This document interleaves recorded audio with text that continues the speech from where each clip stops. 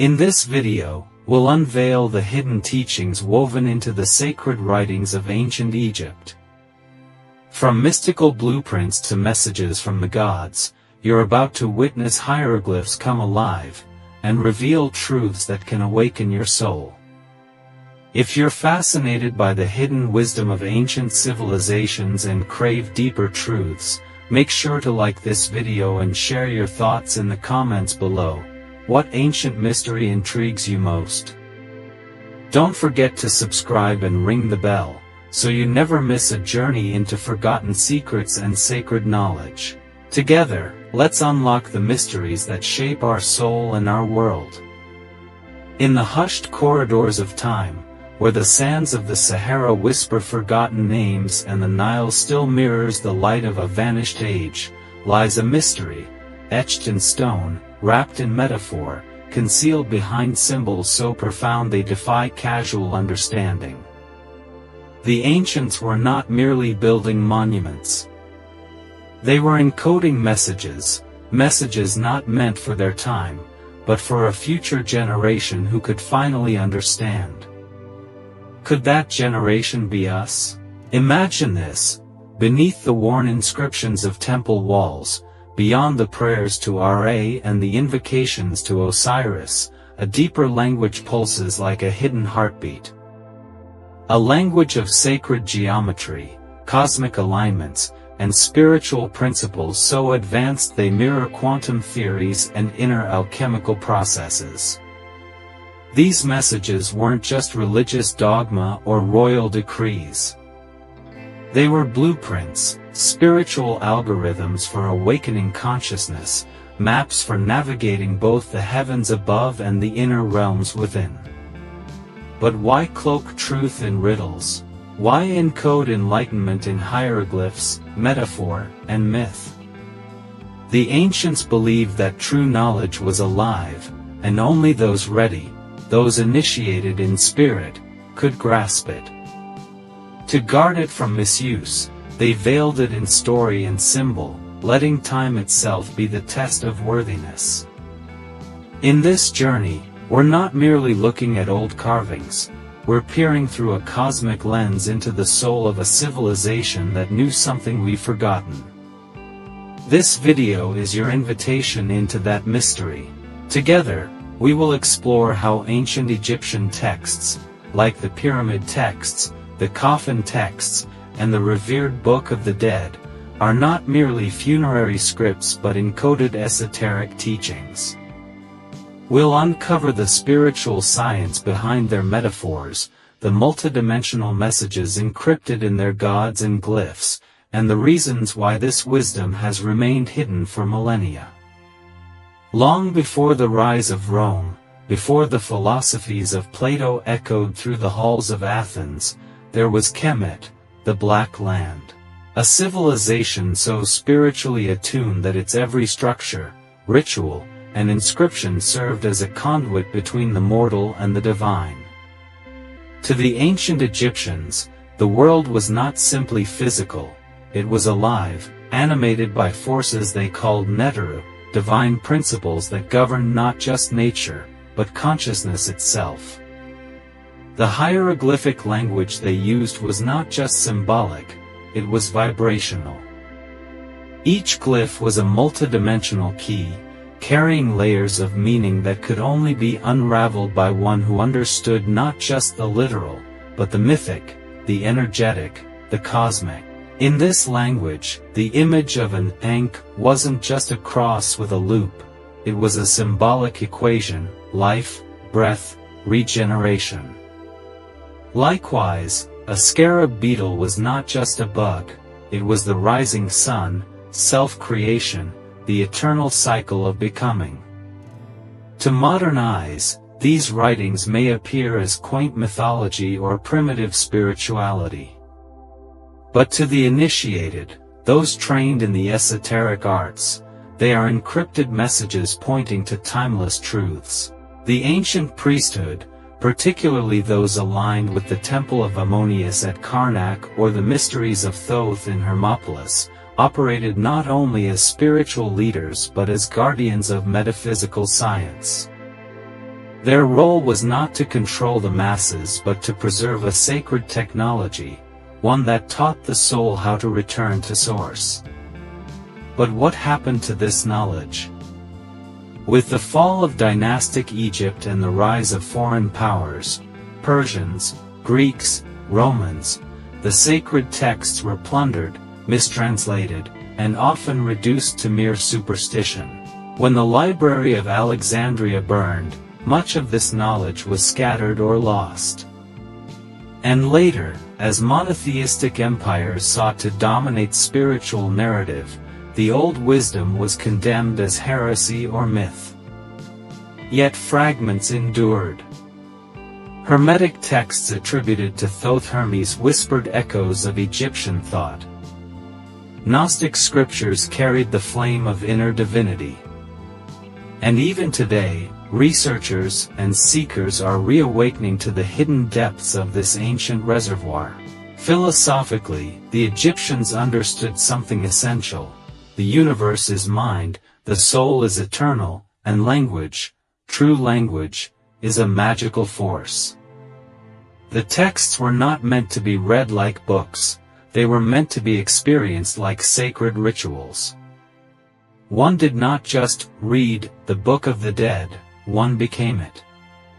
It was a manual for the soul's journey through the dimensions of the afterlife, yes, but also a psychological map for inner transformation in this life. They encoded spiritual evolution in mythic cycles, the death of Osiris, the resurrection of Horus, the trials of the heart in the Hall of Mot. These weren't just stories, they were inner initiations. To decipher the hidden messages, one must think like an initiate. Symbols must be meditated upon, not just translated. The reader becomes a kind of alchemist, extracting gold from the glyphs. And when viewed through this esoteric lens, what was once thought to be mere funerary art transforms into one of the most sophisticated spiritual philosophies ever conceived. This is the forgotten context. Not just history, but mystery. Not just culture, but code. To truly begin deciphering the hidden messages in ancient Egyptian texts, we must first unlearn what we've been taught about language. Modern languages are linear, abstract, and utilitarian. They describe the world. Ancient Egyptian hieroglyphs evoked the world. They were not words, they were spells, each one a vessel of divine resonance. In fact, the Egyptian word for writing was Mita-Necher, meaning words of the gods. And to them, every word was sacred, every sound a frequency, every image a doorway. Let's begin with the fundamentals. Hieroglyphs are not an alphabet. They are an alchemical synthesis of image, sound, and concept. A single glyph can contain an entire worldview. For instance, the glyph for the ibis-headed god Thoth, scribe of the gods, lord of wisdom, represents much more than a deity. It signifies the act of divine recording, the balancing of truth, the breath of speech itself. To see Thoth's name is to be reminded that all communication is sacred, and that to speak falsely is to disrupt the cosmic order, Mot. Consider the glyph for the eye, particularly the Eye of Horus, known as Wedjat. On the surface, it's a protective symbol. But when you break it down, it represents fractional parts of perception: smell, sight, thought, hearing, taste, and touch. The Egyptians encoded their understanding of human faculties into one mystical symbol. That's not superstition, that's neuropsychological insight, millennia ahead of its time. Now take the Book of the Dead, or as it was originally known, the Book of Coming Forth by Day. This is not a morbid text, it is a soul's manual for illumination. Its spells are not for the dead, but for the awakened. Each spell, each vignette, is a ritual in consciousness, a transformation of perception, a step in the soul's ascent. The weighing of the heart, the crossing of the Duat, the underworld, the encounter with gods like Anubis and Thoth, these are not events after death. They are metaphors for initiation. The Duat itself represents the unconscious mind. The monsters and guardians one faces are the projections of unintegrated fears, karmic shadows, and soul fragments.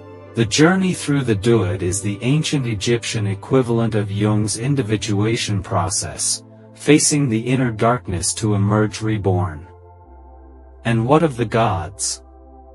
To the Egyptians, the Neteru, often translated as gods, were not external deities, but archetypal forces. Ra is not merely a sun god, he is the principle of pure awareness. Osiris is not just a death god, he is the seed of resurrection buried within all things. Isis is the matrix of divine love and intuition. Horus is the awakened eye, the spiritual sight that sees through illusion. To read about these gods as if they were mere characters is to miss the message. They are components of the self. The sacred texts are describing you.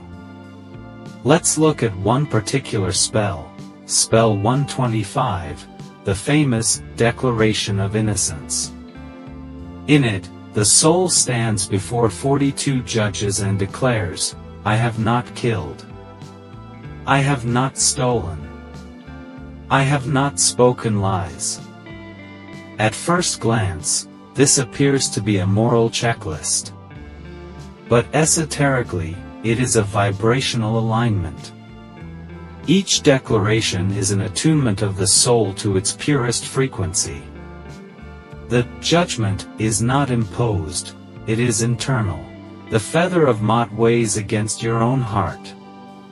This is the brilliance of Egyptian esotericism. It operates on multiple levels simultaneously. Literal, mythological, symbolic, psychological, and mystical. A pyramid is not just a tomb, it is a resurrection machine. A temple is not just a place of worship, it is a circuit of initiation. A hieroglyph is not just a letter, it is a microcosm of the all. In many ways, the Egyptians were encoding a technology of consciousness. And their texts are not archaic relics, but blueprints. They ask us to think not just with the mind, but with the soul, to feel the meaning, not just interpret it. When we begin to read these ancient texts with reverence and inner stillness, something remarkable happens. The glyphs shimmer. The stories begin to breathe. And the sacred message concealed beneath stone and symbol begins to whisper across time, directly into our modern hearts. Because the truth is this, the ancients never stopped speaking.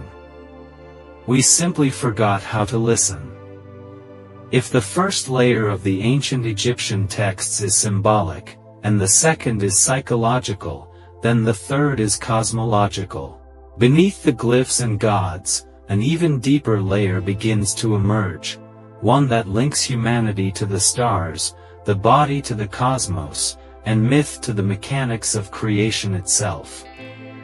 This is where the texts transcend mere spiritual philosophy and enter the realm of sacred science. To the initiated mind, the Book of the Dead, the pyramid texts, and even the inscriptions on temple walls are less like prayers, and more like schematics. Let's take a closer look at the concept of duality, a recurring theme in these texts. The Egyptians encoded this principle in the eternal dance between Osiris and Set, Isis and Nephthys, Horus and Set. But these were never meant to be taken simply as stories of familial betrayal and vengeance. These oppositions represent polar forces, creation and destruction, order and chaos, spirit and matter. The Osiris myth, for example, is not just about a murdered god. Esoterically, it's the cycle of the soul. Osiris represents the higher self, Set the ego or lower will, and Horus the result of spiritual awakening after inner death and rebirth. When Osiris is dismembered by Set and reassembled by Isis, the myth mirrors the shattering of consciousness and its restoration through love, intuition, and the sacred feminine. This story plays out in every human life. It is a blueprint for transcendence. Now, consider the temples themselves, like the Temple of Luxor. The very layout of these sacred structures is aligned with the human body. Scholar R.A. Schwaller de Lubeck spent decades studying Luxor and concluded that the temple is a mirror of human anatomy, a temple of man. The sanctum sanctorum aligns with the pineal gland, the seat of spiritual vision. The various chambers correspond to energy centers, what we might call chakras. Even the Great Pyramid of Giza is far more than a tomb, it is a resonance chamber, an ascension portal, a monument to divine proportion.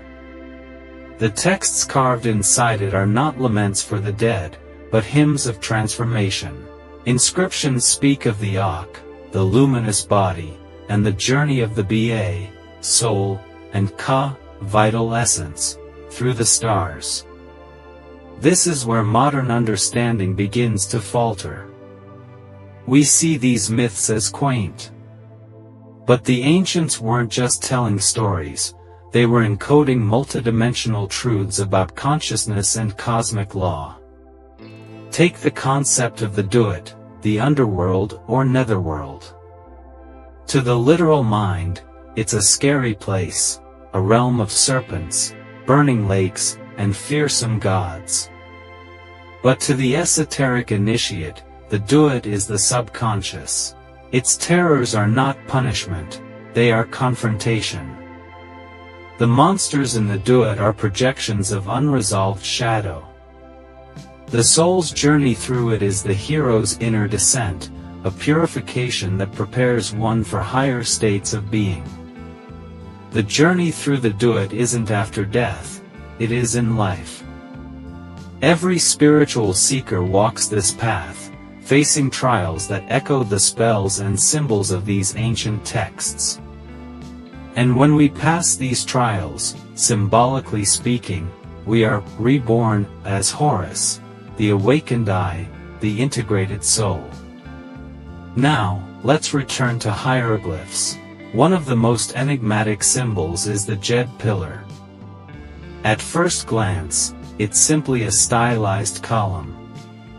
But symbolically, it represents the spine, the central channel of energy, and the resurrection of Osiris. In yogic terms, this would be the Sushumna, the awakened Kundalini, the life force rising through the body. The Was scepter, another common glyph, is a symbol of power, but also of spiritual sovereignty. When paired with the Ankh and the Jed, it forms a trinity: life, Ankh, stability, Jed, and dominion, Was. These are not arbitrary symbols, they're teachings in visual code. Now think of this. What if the texts are not just metaphors, but technologies? Not in the way we think of machines, but as living systems of transformation, spiritual operating systems designed to awaken latent capacities in the human soul? Even the gods themselves might be better understood as interdimensional intelligences, archetypes that activate different frequencies within us. When an initiate invoked RA, it wasn't to worship a sun disk, it was to call down solar awareness, clarity, the fire of consciousness. This is why the knowledge was hidden, not to keep it from the unworthy, but to preserve it from distortion. Because without initiation, Without humility, devotion, and inner refinement, such power could be misused. The ancients believed that when the student is ready, the glyphs would begin to speak. And for those with ears to hear, they still do. This is no longer about history, it's about activation. The question is no longer, what did they write? It's, what are they still trying to tell us? What good is ancient wisdom if it remains trapped in the tombs of history? The true gift of Egyptian esotericism is not in knowing its myths, but in living them. You don't need to be a scholar or travel to Karnak to access the power of these sacred texts. The mysteries are not locked in stone, they are etched in your soul, waiting to be awakened. The hieroglyphs, the rituals, the metaphysical teachings, they were all designed with one purpose, to initiate you into your divine potential. So how do we begin? How do we breathe life back into the sacred language of the gods? Contemplative symbol meditation. Choose a single hieroglyph or sacred symbol, a scarab, the ankh, the jed pillar, or the Eye of Horus. Don't try to figure it out intellectually. Instead, enter into dialogue with it. Gaze at it in silence. Close your eyes and visualize it glowing within your heart or third eye.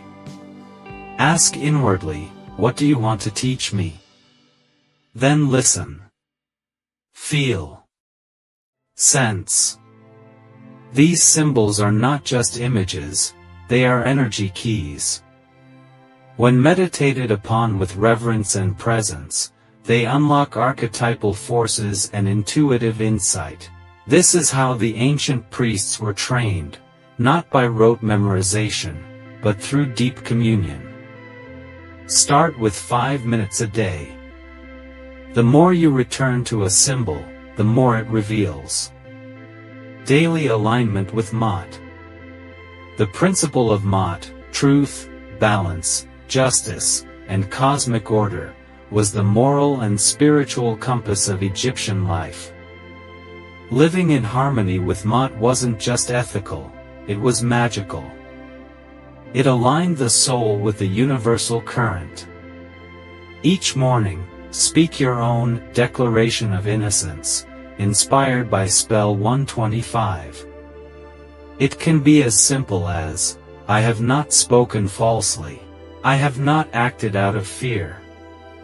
I have honored the divine in myself and others. These affirmations are not performances, they are recalibrations. They are reminders to walk lightly, speak truthfully, and live consciously. Over time, they shape your aura and attune your life to higher frequencies. Sacred breath and sound. The Egyptians believed sound was the breath of creation. Words were sacred not because of what they meant, but because of how they resonated. The spoken word was considered an act of manifestation. You can apply this by using sacred sounds, intoning vowel chants like ah, o, or mmnnn, each resonating with different parts of the body and energy field. These sounds were echoed in their invocations and temple rituals. Chanting the name Ra slowly and rhythmically, for instance, activates solar energy and inner clarity. Try chanting each morning or before meditation. Feel the vibration ripple through your body and mind. You are not just making sound, you are aligning with the creative breath, that animates all life. Dream rituals and the inner duet. Egyptians revered dreams as gateways to divine instruction. Temples like the Serapeum were used for dream incubation, where initiates would sleep in sacred chambers to receive messages from the gods. Before you sleep, light a candle, close your eyes, and say, "May I journey consciously through the duet. May truth reveal itself." May I remember. Keep a journal by your bed. Write your dreams as soon as you wake. Over time, patterns will emerge. Symbols will reappear, and you'll begin to notice that your dream world is speaking the same language as the ancient texts, mythic, metaphorical, multidimensional. The inner temple practice. Set aside one day a week for personal ritual. Cleanse your space. Dress in white or in symbolic colors, gold for Ra, blue for Isis, black for Osiris. Light incense, frankincense or myrrh, just as the ancients did. Place symbols or drawings of hieroglyphs before you. Then sit in stillness and enter the temple within. Visualize walking through sacred halls. See the columns etched with light. Feel the presence of the Neteru around you, not as external deities, but as aspects of your highest self. Speak aloud, I am the resurrection of Osiris. I am the Eye of Horus awakened. I am the voice of Mot restored. I remember. This is not imagination. This is remembrance. Your soul already knows these rituals. They are echoes from a life you once lived, or a truth you always carried. The ancient Egyptians never intended their wisdom to remain locked behind museum glass. It was meant to be lived, breathed, and reborn in every age. And now, in a time when the world feels fragmented and truth obscured, the old teachings are whispering again. Not to be worshipped, but to be embodied. The story does not end with crumbling tombs or dusty papyri. It begins there. For what you've uncovered is not merely knowledge, it is invocation. A beckoning. A soul-stirring call to remember who you truly are. You are not a passive observer of this ancient wisdom. You are its heir. The texts of ancient Egypt were never intended for the masses. They were encoded not out of arrogance, but out of sacred respect, for language itself, for divine truth, for the power of the human spirit. Their creators understood something modernity has forgotten, that wisdom must be earned through inner transformation, not merely read or consumed. These writings are alive. They evolve with the reader. What you see in the glyphs today may be different tomorrow, because your consciousness has shifted. Just as the initiate descended into the duat to face themselves and emerge reborn, so too must we dive into the symbolic, the obscure, the mystical. The hidden messages of ancient Egypt are not just about gods and stars. They are about you. Your shadow. Your light. Your journey through suffering and back into sovereignty. The Jed stands when you remember your strength. The Ankh lives when you choose life over fear. The Eye opens when you dare to truly see. This is not mythology. This is spiritual technology, coded in allegory, sealed in symbols, and activated by presence. So the next time you look at a hieroglyph, don't just ask, what does this mean? Ask instead, what is it awakening in me? We are the new scribes. We are the living scrolls. The ancient texts are not just behind us, they live through us. And as one age ends, another begins, not with conquest or noise, but with a whisper from the walls of a forgotten temple, remember who you are. If this message resonated with you, don't let the scroll close here. Share this light. Engage in the comments. Reflect aloud. And most of all, walk as if the gods are watching, because perhaps they are. Subscribe for more journeys into forgotten truths. The ancient path is open again.